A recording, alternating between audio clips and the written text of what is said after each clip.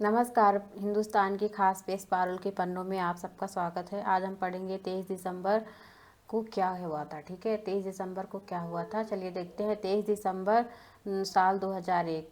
23 दिसंबर साल 2001 को क्या हुआ था, तो 23 यह भारत में राष्ट्रीय किसान दिवस के रूप में शुरुआत हुई। तो 23 दिसंबर से राष्ट्रीय किसान दिवस, हाँ, तो किसान दिवस कब मनाया जाता है? 23 दिसंबर। 23 दिसंबर को किसान दिवस की शुरुआत हुई। यह दिवस साल 1902 में आज ही के दिन 23 दिसंबर के दिन जन्मे पूर्व प्रधानमंत्री चौधरी चरण, है ना, चौधरी चरण सिंह, आज ही के दिन इनका जन्म हुआ था। 23 दिसंबर की जयंती के उपलक्ष्य में पूरे देश भर में मनाया जाता है। तो 23 दिसंबर को चौधरी चरण सिंह का जो जन्म होता है, उसी के उपलक्ष्य में किसान दिवस मनाया जाता है 23 दिसंबर को। और भारत के 5वें प्रधानमंत्री थे ये चौधरी चरण सिंह। किसानों के जीवन और स्थितियों को बेहतर बनाने के लिए उन्होंने कई नीतियों की शुरुआत की।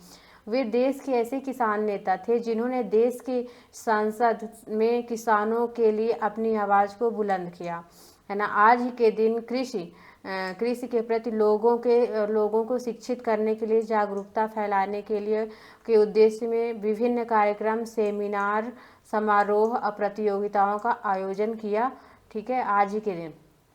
फिर 23 दिसंबर 1899, 23 दिसंबर 1899 में राम वृक्ष बेनीपुरी का जन्म होता है। ये हिंदी साहित्य के लेखक हैं। इन्हें ये बिहार में बेनीपुरी का जन्म राज्य मुजफ्फरपुर जिले में होता है। बेनीपुर गांव है। हिंदी साहित्य के शुक्लोत्तर युग के प्रसिद्ध साहित्यकार थे बेनीपुरी जी। तो बेनीपुरी जी कौन थे? हिंदी शुक्लोत्तर युग के प्रसिद्ध साहित्यकार थे। बेनीपुरी जी भारत के महान विचारक थे, चिंतक, क्रांतिकारी, साहित्यकार और पत्रकार थे।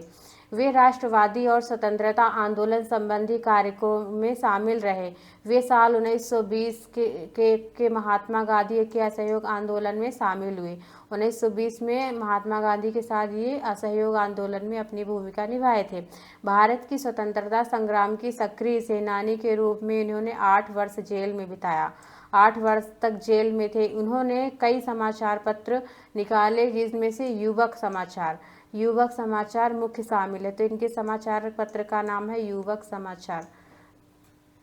धन्यवाद। लाइक, शेयर और सब्सक्राइब कीजिए।